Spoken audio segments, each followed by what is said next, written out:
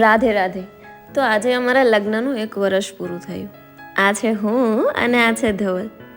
આ અમારા બાળપણના ફોટો છે અને જ્યારે અમે પહેલી વાર મળ્યા હતા ને એ ફોટો આ છે. અને આજે ફરી જૂની યાદો તાજી થઈ ગઈ. આજે અમારા લગ્નનું 1 વર્ષ પૂરું થયું અને હું ઈશ્વરને એવી પ્રાર્થના કરું કે બસ એવા વર્ષ પૂરા થાય અને ધવલને હંમેશા સ્વસ્થ અને ખુશ રાખે અને મારા કારણે એને લાઈફમાં કોઈ જ પ્રશ્ન ના આવે, કોઈ તકલીફ ના આવે અને મારા કારણે ક્યારેય એને દુઃખ ના પહોંચે. બસ આ તકેદારીથી કોઈ પણ પતિ પત્ની એકબીજા સાથે જીવીએ ને તો શાયદ મને એવું થાય કે જીવન સરળ બને, કે હું એને ક્યાંય હેરાન ના કરી શકું, હું મારા તરફથી એને કંઈ દુઃખ ના મળે અને બસ એ મારા તરફથી હંમેશા ખુશ રહે. તો શાયદ એમ કે લગ્ન જીવન સફળ થઈ શકે અને હું બસ એ પ્રયત્ન પર હંમેશા રહેતી હોઉં. આ અમારા લગ્નની કંઈક અમુક ક્ષણો છે જે હું તમારી સાથે શેર કરવા જઈ રહી છું. જ્યારે લગ્ન થતા હતા ને ત્યારે ઘણી બધી ઉલઝનો મનમાં હતી કે ખબર નહીં શું થશે, કેવી રીતે કરી લઈશ, કે એમ એટલું ટેન્શન હતું ને કે હું તમને વિડીયોમાં પણ વર્ણન નથી કરી શકતી. પણ જ્યારે ધવલ મારી લાઈફમાં આવ્યા અને એણે મને જે જીવતા શીખવાડ્યું ને એ શાયદ હું અત્યાર સુધી જીવતી જ ન હતી. હા, એમ અમુક ક્ષણે હોય ઝઘડો, વાદ વિવાદ હોય, પણ એ 2 ક્ષણનો હોય, પણ જે જિંદગીની ઘણી બધી ક્ષણો હોય ને એ તો હસી મજાક અને ખુશી પસાર થતી હોય. આ વિડીયો છે ધવલ મને પહેલી વાર હું મારા ઘરે જતી હતી ને કચ્છમાં, ત્યારે મૂકવા આવ્યા હતા અને એનું મોઢું એટલું ઉતરેલું હતું ને અને એ જોઈને મને ક્યાંક અંદર બહુ હસી આવતી હતી. પણ આ એ ક્ષણો પણ મને ગમતી હતી કારણ કે એ બધું મારા માટે હતું અને કોઈક માટે આપણે ખાસ હોઈએ ને તો આપણે તેના માટે જીવ દેવાય તૈયાર હોઈએ. એટલે તમારા માટે તો હું જીવે હાજર કરી દઉં ધવલ. અને મારા એવા કયા સારા કર્મનું ફળ હશે ને કે હું આમ ઈશ્વરને વારે ઘડી એમ જ કહું કે થેન્ક યુ ગોડ કે મને ધવલ જેવો હસબન્ડ મળ્યા. બિકોઝ એટલું બધું સમજે, સારી રીતે એમ મને કાંઈક તકલીફ હોય ને હું મારી આંખોથી પણ એ ઓળખી જાય કે હું ખુશ છે કે દુઃખી છે, કે અત્યારે મારું મૂડ કેવું છે, મેં શું કર્યું હશે, શું થવાનું હશે, ને શાયદ બધું કેમ ખબર પડી જતી હોય એવું વ્યક્તિ છે. તો એ એટલા માટે ખાસ છે કે મારે એને ઘણીવાર કહેવું નથી પડતું કે મને આ તકલીફ છે અને હું અત્યારે આ પરિસ્થિતિમાંથી પસાર થાઉં.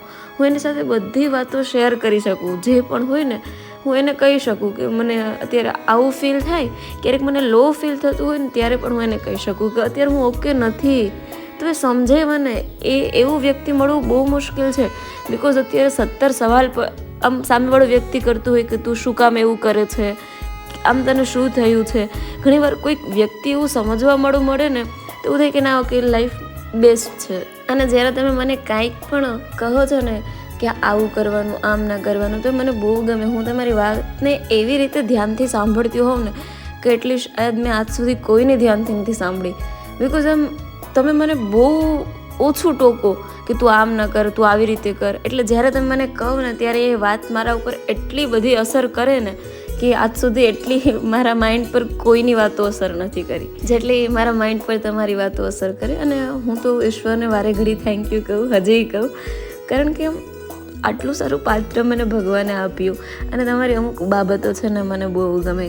ખબર, આપણે એક દિવસ આપણા ઘરે મહેમાન હતા અને તમે મને રાધે રાધે કહ્યા વગર જતા રહ્યા અને બસ તમે અડધેથી પાછા આવ્યા હતા મને રાધે રાધે કહેવા માટે. તો અમુક મોમેન્ટ્સ હોય ને કે યાર બહુ સ્પેશિયલ હોય કે યાર આમ ખબર ને આમ શું કહેવાય, તો હું ફીલ કરું, હું બોલી નથી શકતી. બિકોઝ એ મને ફીલ થાય છે કે એ પળો છે ને એટલી બધી યાદગાર છે. મેં મારા હાથ પર તમારું નામ લખાવ્યું કારણ કે તમે મારી લાઈફનું પાછું એક એવું બેસ્ટ વ્યક્તિ જે રાધા રાણી પછી મને મળ્યું તો તમે છો, એટલે મેં લખાવ્યું. અને આ જે ગંગા નદી પર ડૂબકી મારતા હતા ત્યારે કંઈ પાપ તો ભલે ઈશ્વર, હું તો કહું કર્મોની સજા આપે, પણ હું ખુશી મારતી હતી કારણ કે તમારી સાથે હતી. તમારી જે મને આપેલું આ ગુલાબનું ફૂલ તો નથી, પણ એમ કે જે નાનું આમ તો જે પણ ફૂલ છે ને તો એ તમે આપ્યું એ ગમે કારણ કે તમે આપેલું છે. જ્યારે તમે મને નાના છોકરાની જેમ હાચવો તો મને એવું થાય કે આમ ખબર નહીં આવું કોણ હાચવતું હશે. એટલે એ પળો પણ મને ગમે કારણ કે મેં તમારી સાથે જીવી છે. તમારી સાથે જીવેલી દરેક પળો મારી લાઈફની બેસ્ટ છે. અમુક ભલે સુખ દુઃખના દિવસો આવે, એવું નથી કે હંમેશા ખુશ જ રહેતા હોય, પણ એ જે દુઃખના દિવસો હોય ને એમાં પણ મને વારે ઘડી જે તમારા વિચારો આવે ને તો એ પ્રૂફ છે કે હા એ મારા મનમાં હંમેશા તમે વારે ઘડી એમ અસર કરો છો ને વારે ઘડી તમારા આમ વિચારોમાં હું ખોવાયેલી રહું છું. તો એ સમય અને સંજોગો અને પરિસ્થિતિ એ જે પણ મારી લાઈફમાં કંઈક હોય ને તો એ બધું તમારા કારણે છે. અને આ ન કે જે વ્યક્તિને વિડીયો નથી પસંદ, ફોટો બહુ ઓછા ક્લિક કરવા ગમે છે, એ જસ્ટ મારી ખુશી માટે એટલું બધું કરે છે ને એ વિચારું ને ત્યારે મને એવું થાય કે યાર કાશ કે આમ લાઈફમાં એટલા ખૂબસૂરત હમસફર બધાને મળે. કારણ કે તો બધાની લાઈફ સારી છે. કારણ કે તમે છે ને એમ એટલું બધું મને ફ્રીડમ આપો છો. અત્યારે ગામડામાં ખબર કેવા લોકો હોય, તો એમ એ બાબતમાં મને એમ પેલા ડર હતું કે ખબર નહીં ગામડાનો છોકરો છે તો કેવું હશે, શું હશે. પણ ના યાર, આમ લાઈફમાં જે સમજે પણ છે, બેસ્ટ પણ છે ને એવું મને ક્યારેય એવું ફીલ નથી થવા દીધું કે મારી ફ્રીડમ અહીંયા છીનવાઈ ગઈ એમ. બિકોઝ આમ બધું આપ્યું છે, ફ્રીડમ, લાગણી, કેર, આ બધું મને મળ્યું છે. અને ફ્રીડમ કરતાં પણ મોસ્ટ ઇમ્પોર્ટન્ટ ધવલ તમારો સાથ છે. તો એ સાથ મને તમે મારો સાથ ક્યારેય નથી છોડ્યું. એટલે હું તમને થેન્ક યુ સિવાય કાંઈ નથી કહી શકતી. અને બસ આમ હું ઇમોશનલ થઈ જાઉં બિકોઝ એમ તમે મને બહુ બધું મારી લાઈફમાં આપ્યું ને એમ થાય કે એક વર્ષમાં મેં જે જીવન જીવ્યું ને શાયદ એ આવતી એટલા જે વર્ષો વીત્યા ને મેં જે ગયા ને વર્ષો એમાં મેં નથી જીવ્યું. તો એક વર્ષમાં બધું મને ઈશ્વરે ઘણું બધું આપ્યું. બહુ ટેન્શન સાથે હું આવી હતી કે શું કરીશ, કેવી રીતે થશે.